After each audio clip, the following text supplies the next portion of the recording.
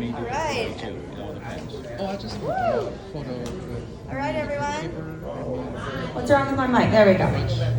I'll try to do what I can. All right, everyone, have a seat. We got a quick turnaround. Alice is here. Who loves it? Who loves it? Yeah, let's go. Okay, please. Oh, we got more people. Come in, have a seat. We're about to start. It's going to be awesome. Right? All right, everyone, make all the noise you can for our legend, Alice Cooper.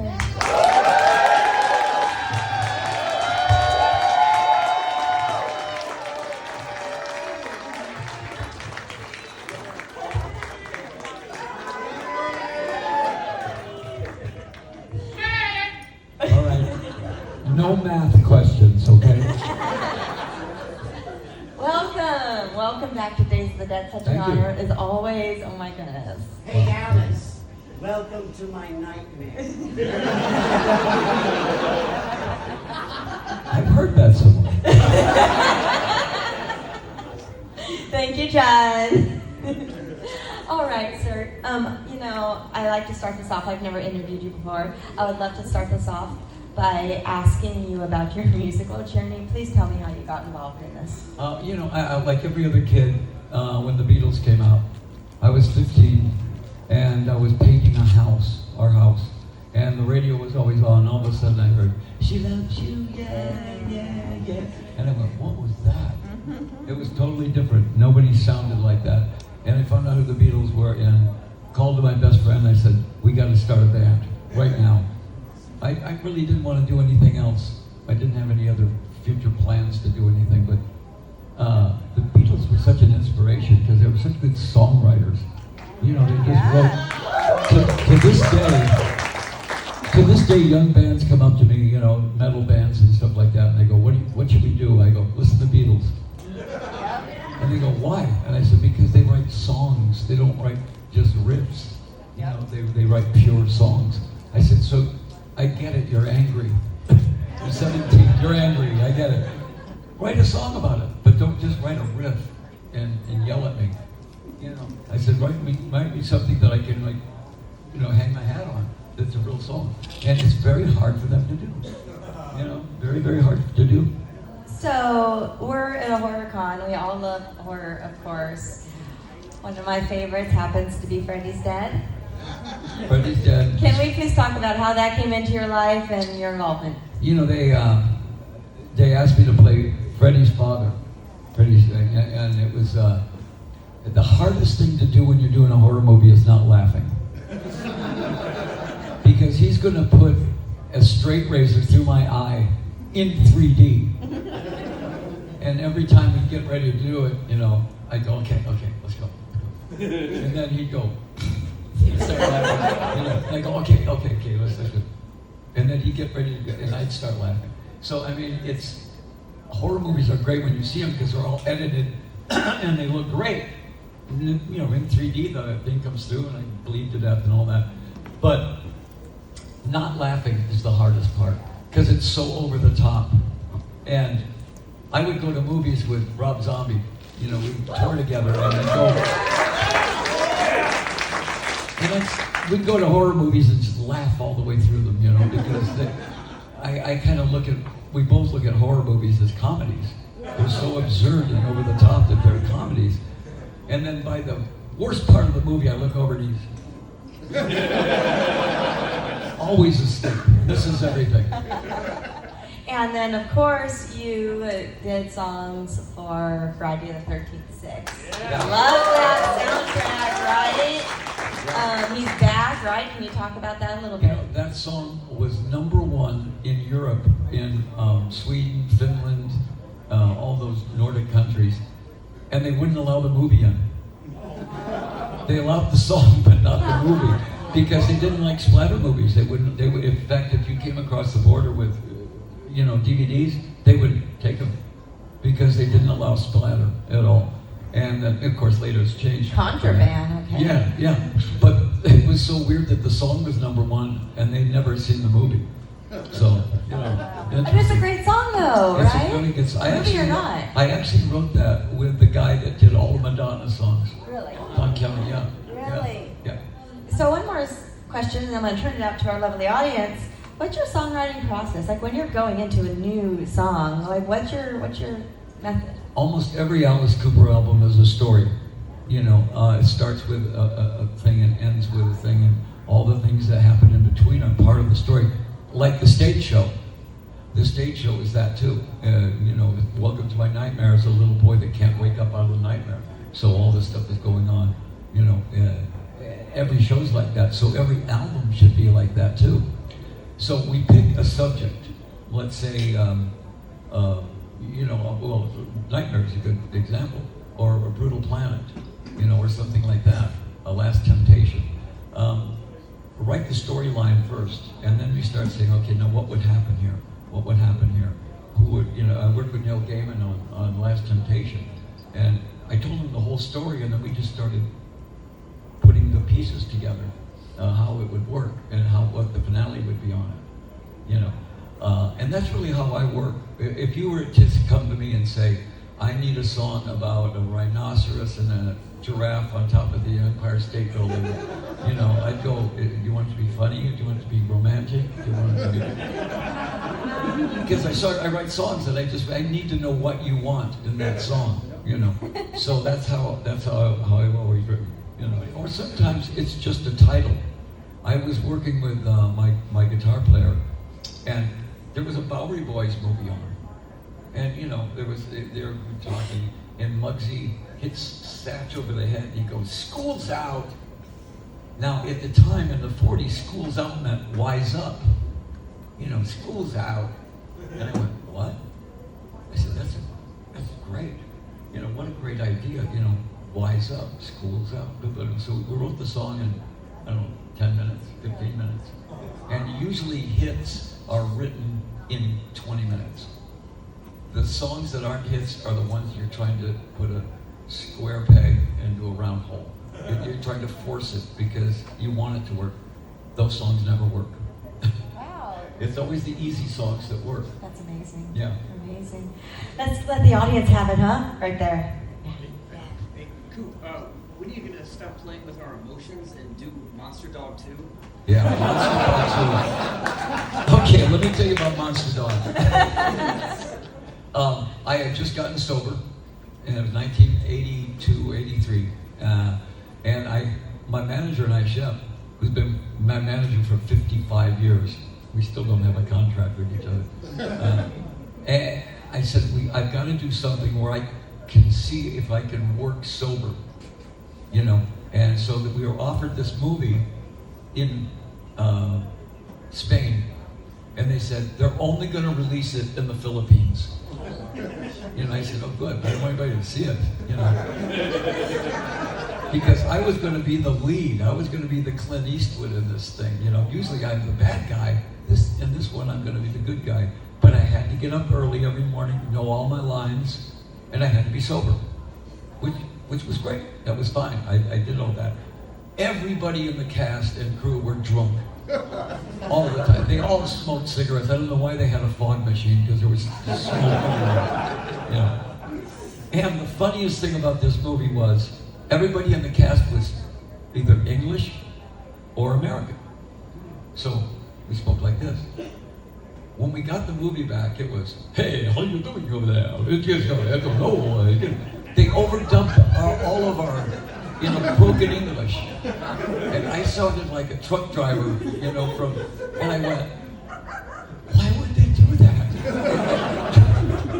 But the movie was fun to do, and it was really, really, you know, you remember when all the video stores were open? They had one listing over here of top 20 turkeys of all time. I was in 3 of them. Sergeant Pepper, that one, and I forget what the other one was. But, you know, I told him, I said, I'll be in a movie, the kind of movie that I would rent. I always rented movies where if I even recognized anybody in the cast, I wouldn't rent it. I always loved C movies, you know. And so I said, I want this to be maybe C-. But it was fun to do. It was actually really fun to do. And my wife, Cheryl, she's here somewhere. Yeah, yes, it is. Cheryl, stand up, please. Woo-hoo-hoo!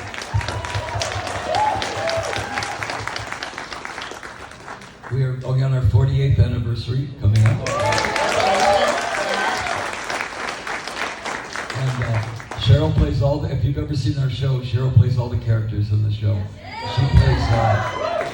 She played Nurse Rosetta, she's playing Marie Antoinette. And she's great, she's the best.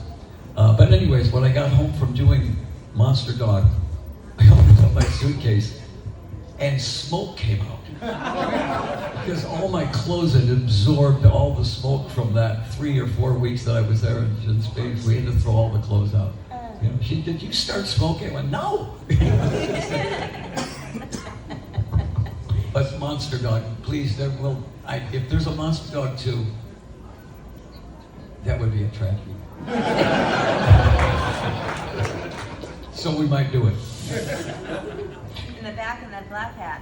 Yeah. Alice, what happened with the song Man with the Golden Gun? Why did they not use that as the Bond theme? Because it was 10 times better than Lulu. Oh, you are so correct. And even Christopher Lee, who played, the Man with the Golden Gun, said, "Are you guys crazy? This song is so much better than this other one." The crazy thing about the James Bond thing was, I did it, we did it, we had Liza Minnelli, the Pointer Sisters, and who else was on that? Another one of the girl singers, and Ronnie Spector. And they did all that great, Bond stuff, and it was a perfect Bond song, right? And from what I understand, Cubby Bercali, who does all the production, he says, what chick are we going to get to sing this? Because he's the only girl sing James Bond themes. He did the same thing with Paul McCartney on Live and Let Die. The guy's got Paul McCartney, Live and Let Die, and he comes in and he says, okay, what chick are we going to get to sing? He said, it's Paul McCartney. Well, all right. But anyways, I have no idea why that wasn't the theme on it. It's still one of my favorite songs we ever did. But you wrote it for the movie, right? Yeah.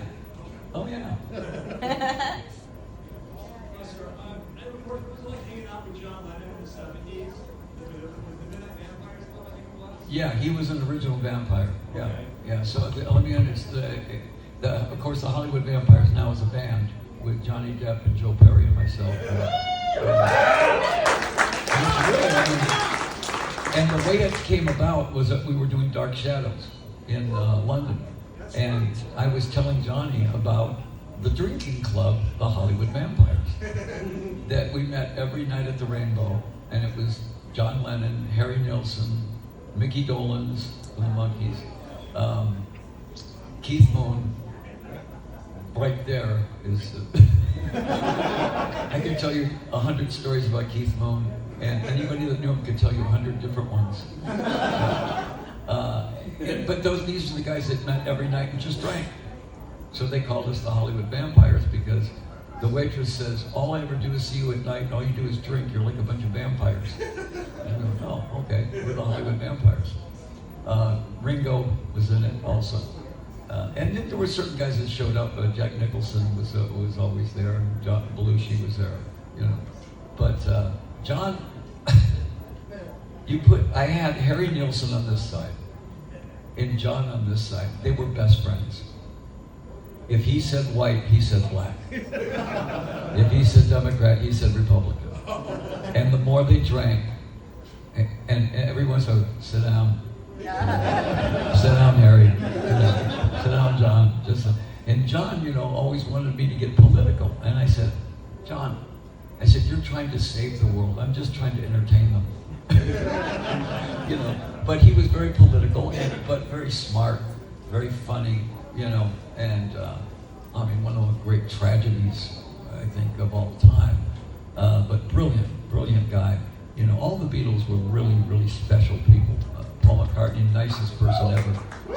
Yeah. If Paul McCartney came to your house for dinner, he'd do the dishes. That's who he is. Yeah. but John was great. John was really good guy. I just want to say, first time I stayed up past my bedtime was to watch Don Krishna's rock concert. Me and my brother snuck down the hallway and turned on that TV and watched the guillotine thing. Yes. And we've been hooked ever since. you know, when rock came on TV, nobody knew how to mix it in the mixing booth. They just couldn't figure out how to mix it.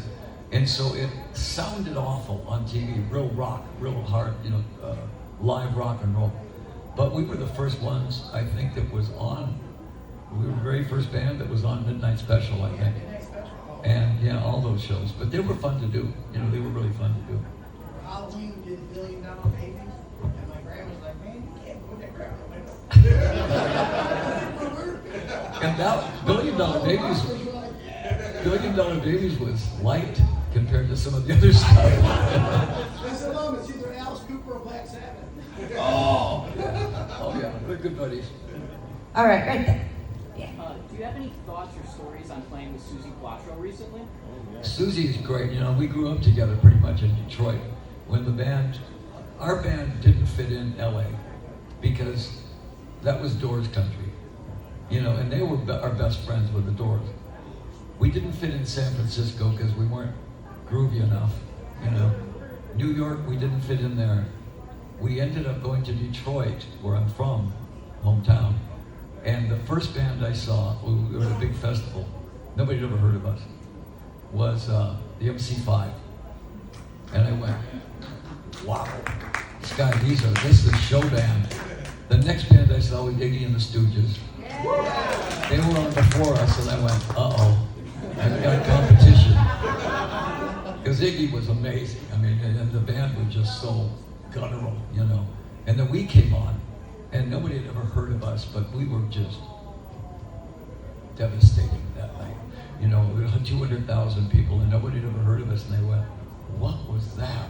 And then they found out I was from Detroit, so I was now immediately part of the Detroit scene, and we were hard rock. Detroit was the hard rock capital. Every band that came out of there, Bob Seger,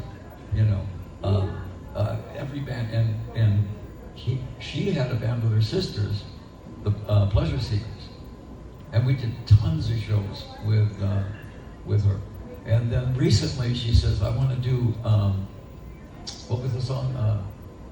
Kick Out the Jams. And I said, I'll do it with you. So we did a really cool version of Kick Out the Jams. But Susie's like my little sister, and she's great. Yes. Out of all your encounters with other rock stars, what's the craziest experience you've had?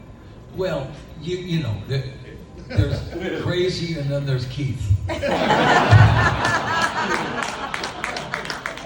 My wife and I, she just got married. We just got married. We come home. I open the door, and there's Keith Moon in a full French maid's outfit with a duster. Oh, I have finished doing the house. Please have the night off. And Cheryl goes, who is this? And I said, it's Keith. He's the best drummer in the world. That's all you have to know. He was the nicest guy, but that was a Tuesday for him. There was another time where, Cheryl finally says, you've got to tell him he's been here 3 weeks. Because he would stay 3 weeks, then he would go to Harry's house for 3 weeks, then Ringo's for 3 weeks. But he was such a he was so much fun, and I said, I've got to go have a meeting with lawyers and everything, and Cheryl and I, and it was really nice having you here. And he said, oh, can I go? I said, I'm going to a lawyer's meeting, And he goes, oh, okay, like a little disappointed kid. So we're driving down Benedict Canyon, Cheryl's driving, and all of a sudden, hello! He's on the roof. And Cheryl goes, get in the car! But on top of that, he was the best drummer I ever heard in my life. There was nobody better than Keith Moon. He was doing things that nobody else could do, you know. I've heard multiple origin stories of how you got the name, but I never knew which one was the truth. I was just wondering how you got the name. How you got your name? How they got the name? Okay. We were the Naz. Well, first we were the Spiders. And that's when we were a high school band. And oh, by the way, this is the craziest thing. We're a high school band at a place that's about this size. And we were the house band there.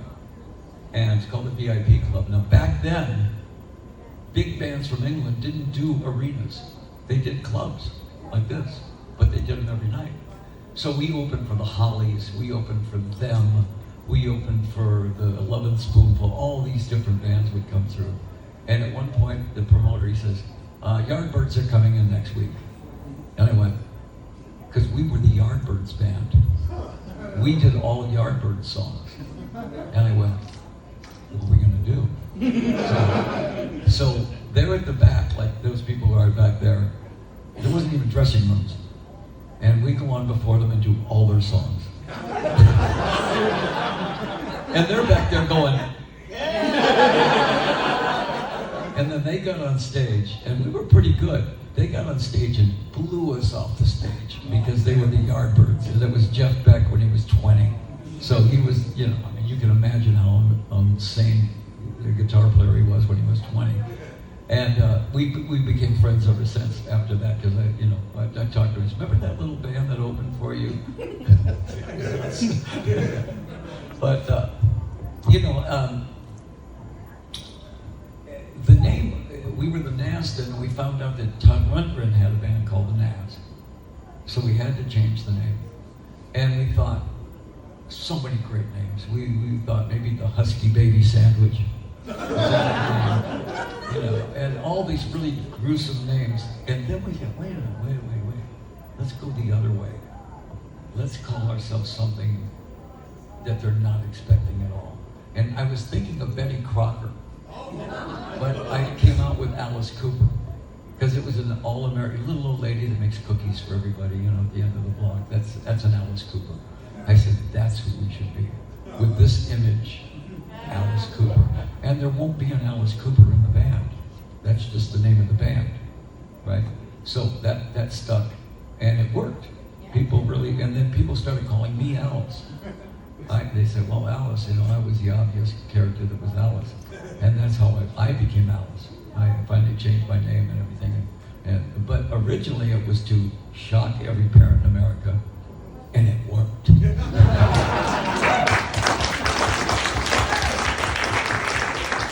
One more, Ashland. Question, in Florida, we got to chat a little bit about how you and I both played King Herod.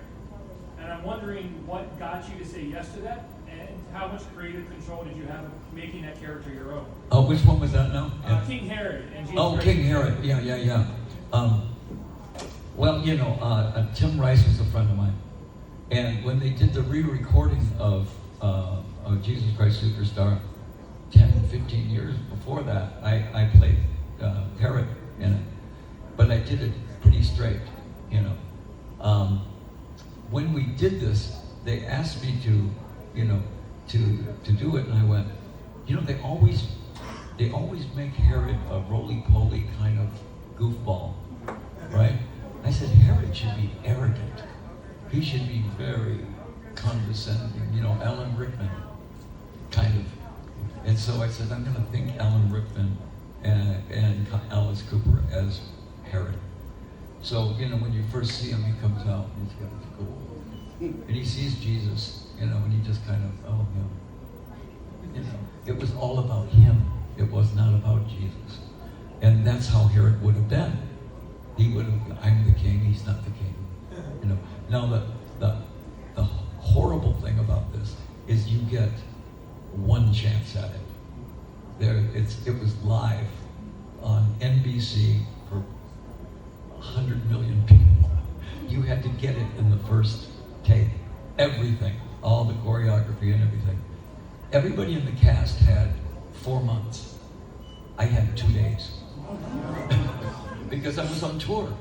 When I had a day off, I'd fly into New York, get the choreography down, and then go back on tour. Then I'd come back out, do the vocal thing, come back out. So when I got ready to do it, I'm going, I better just rely on Alice here. You know, and Alice, the character, played. He figured, yo, I know how to play this character because that's the character I am on stage. You know, that's the condescending, you know, villain. And so I just played it the way I play Alice. You know, but it was really fun to do. Okay, so we do have time for one quick one. Let's go you in the tie-dye. Oh, Yeah. Alice, you've talked in interviews about how people like Groucho Marx saw your show and they realized it was a vaudeville act. Sure.